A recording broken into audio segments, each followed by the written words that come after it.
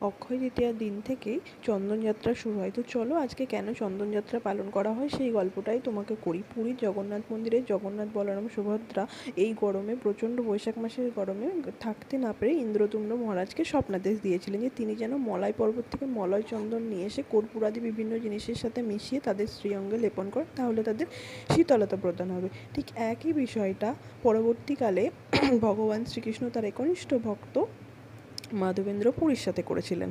তিনি মাধবেন্দ্র পুরীকে বলেন নীলাচলে মলয় পর্বতের চন্দন নিয়ে এসে তার শ্রীঅঙ্গে লেপন করতে। তো সেই অনুযায়ী তিনি সেখানে গিয়ে 20 তলা কর্পূর 1 মণ চন্দন সংগ্রহ করেন, কিন্তু সেটা বয়ে নিয়ে আসতে তার খুব কষ্ট হবে, অনেকটাই ওজন ছিল। সেই কারণে তিনি ভাবনা চিন্তা করছিলেন। সেই সময় সন্ধ্যার সময় ভগবান শ্রীকৃষ্ণ তাকে স্বপ্নাদেশ দেন যে তিনি যেন ওখানেই লেপন করেন জগন্নাথ বলরাম সুভদ্রা মায়ের গায়ে, তাহলেই গোপালের শ্রীঅঙ্গে শীতলতা প্রদান হবে। তো এইভাবেই শুরু হয়েছিল অক্ষয় তৃতীয়ার দিন থেকে